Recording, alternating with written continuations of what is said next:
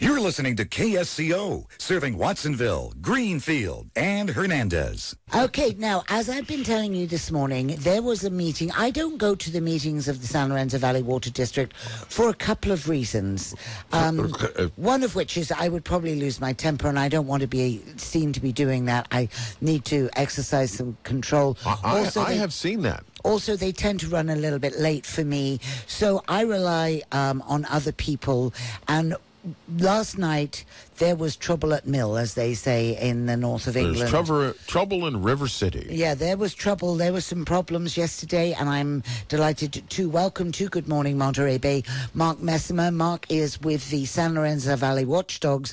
This is a group that was formed some time back to keep their eye on what was happening with the San Lorenzo Valley Water District. We've talked about them time and time again, and as far as I can tell, we're going to continue to keep talking about them time and time again. Hey, Mark, good morning to you. Good morning. Thanks for having me with you. Not at all. I'm happy to do so. So the authorities were called at the board meeting last night, I see. Yes, they were. We had a crowd of, I think there were 18, residents and citizens and ratepayers and 4 deputy sheriffs. Well, look at that. What happened? I'm sorry I missed it. What happened? Well, the board announced earlier in the week that they were going to start restricting public comment. They would only allow 15 minutes of it at the beginning of the meeting. Although not required, they asked that you fill out a little slip of paper to tell them exactly what you wanted to talk about. And we were all wondering, well, then who gets to decide who gets the 15-minute time slot?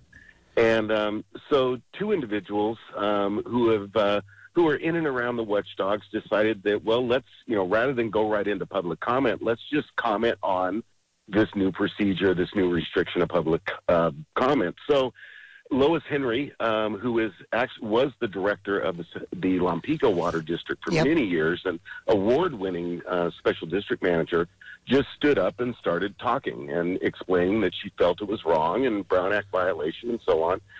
And they didn't do much, because as you know, Lois, she's about 4 foot nothing, grandmother, they're not going to mess with her. No, but she's awesome. She is awesome, and she knows her stuff, by golly. Inside and out, she knows her stuff. And so she sat down. They were sort of stunned because they weren't able to get their meeting started. And another gentleman by the name of John Snyder stood up, and President Radcliffe immediately gavelled him down, took the board into recess, and in walking out the room informed everybody that they were going to be calling the sheriff's department. So we wait around for the sheriff's deputy to arrive, and Deputy Robert showed up. Great guy, really nice. Turns out I think he's a Boulder Creek resident, or used to be. So he was very interested in the proceedings, and he did a marvelous job of keeping the calm, keeping the peace. And actually, the audience there was very calm, very peaceful. The only person he had to correct, and the only person raising their voice, was President Radcliffe. And he asked her to sit down, and she followed his rules and sat down. But he did a marvelous job. And in fact, he stuck around for the whole meeting because I think he was interested in what was taking place and what was the public outcry. And I have to commend him for his skills. If you see him out there in the San Lorenzo Valley, he deserves a big thank you from all of us. Well, I'm glad to hear that. Now, was the gentleman, the person that was, they called the cops because of that, was he ejected from the meeting?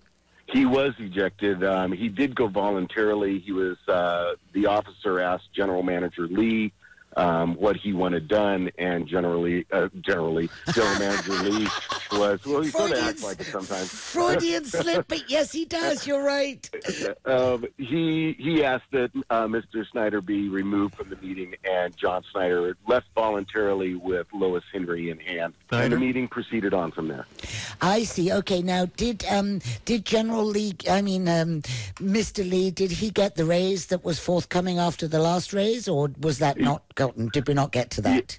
Yes, we did get to it. Now, that was one of the issues of Lois and John's comments, was that they moved Mr. Lee's discussion to the very end of the meeting. It was old business But they moved it to the end of the meeting, which is very different from many, many years of board meetings. You get done with the old stuff before you start the new stuff. But in moving this discussion of Mr. Lee's raise to the end of the meeting 4 hours later, they were hoping to thin the crowd out, hoping that we would all leave. And it didn't really work. About 12 of us remained in the room. We're now talking about well after 10 o'clock at this point. The board started the discussion by reading off a list of all of Mr. Lee's accomplishments for only the year 2016. They would not consider his behavior in 2017 as part of this raise. So they continue to read a long list, and they never address what is proven to be Mr. Lee's very quick-tempered, bullying approach to working with the ratepayers. So, of course, the ratepayers did bring it up. There were 6 of us that spoke, 4 against the raise and 2 for the raise. And in the end, they wound up giving him a 3% raise, but yet would still not talk about as I said, he's been a bully to ratepayers. He is aggressive with ratepayers. He called one ratepayer a liar and a thief at one meeting, but they didn't want to hear that. They didn't want to talk about that. No, so, well, they gave him a 3% raise. Oh, well, good, because that's his second raise. So good. I'm glad he's doing such a good job. I will tell you that I called to speak to Mr. Lee because I wanted to know exactly where are we at with the glyphosate application up in the watershed department. And I was very politely told that, no, that wasn't the person I needed to talk to.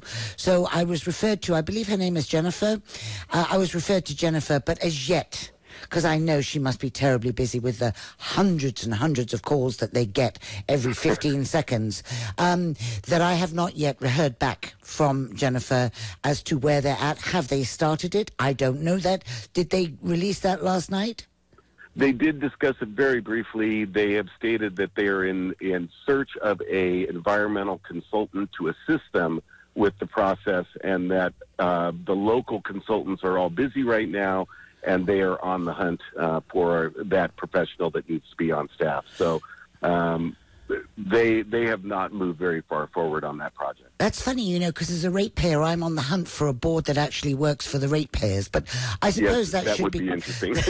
That would be another matter altogether. Now, one other point here, which is that this morning there is an event that is taking place vis-a-vis the much talked about scenario, which is the Terry Vieira situation. Yes.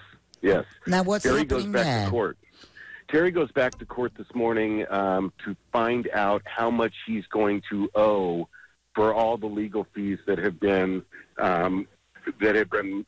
placed against him for his conflict of interest trial and the appeal to that conflict of interest trial where he was found guilty. It's going to be somewhere between $120,000 and $140,000 that Terry's going to be on the hook for, because as you remember, the district a couple months ago said, no, we're not going to pay that bill anymore after huge public outcry. And Bill Smallman, the director that stood up against the other 4 directors and said, this is wrong. They left Terry hanging, out in the wind. So he gets to find out today what he's going to owe. And as we have heard and as we believe, Terry very most likely will sue the district again and to recover those funds. We're anticipating some sort of breach of contract. But in order to do so, Terry needs to produce evidence. And that evidence will be whatever agreement he had with this board or the previous board. So we will find out possibly today how deep this conflict of interest goes into the actual board members. Boy, I tell you, for a small town with 8,000 ratepayers, I just cannot believe how convoluted this situation has become over the last, I don't know, how long have you guys been monitoring them, Mark? We started in late 2012. Yeah, so there we go, 5 years, and I've probably been on board with all of that for, well, I mean, look why Since day one. look why I became a citizen was so that I could vote in this small, tiny election. So I just can't believe it's gone on, and I wish things would just clear up. Are they going to continue this, having then the public comments at the end now, or was that just a one-off for last night's meeting? It appears that they will be continuing this process. They're using this consultant called Jurassic Parliament, and Jurassic Parliament teaches boards throughout the United States exactly how to suppress public comment. They literally say you should take the Brown Act rules and then add your own special rules depending on what your situation is, and they promote the rules that are used in the state of Washington, which do not allow any public comment at all. Jeez Louise. So they are taking, a very almost draconian approach to public comment, to freedom of speech. And if you look at the board's activity since January, we have the conflict of interest with Terry Vieira. They got themselves out of that mess. Then they rolled right into the whole Roundup in the watershed mess. And then they got themselves out of that mess, and they rolled right into a freedom of speech issue. And at each point, they consider themselves the expert. And so now they're going to become, constitutional scholars on just exactly what the First Amendment reads. Constitutional scholars, I love it, man. Yeah. I love it. Well, it'll be very interesting where this leads to in terms of Terry Vieira. I'll be looking on social media today to find out what's going on. And just a little plug here for the Scotts Valley Banner. Barry Holtzclaw has been doing a great job of doing very in-detailed looks at the Brown Act. So that the newspaper comes out every week. It's a freebie, and he's been doing a great job. And I know that he is at the court case this morning, so hopefully I'll be able to nab him for some time next week on the air, Mark. Yes, we should have. He should be posting up his results from this morning sometime later this afternoon. Certainly, the Watchdog site will have that up for you. Good. All right. Appreciate your time, Mark. Thanks so much. Stay cool this weekend. We shall. Thank you.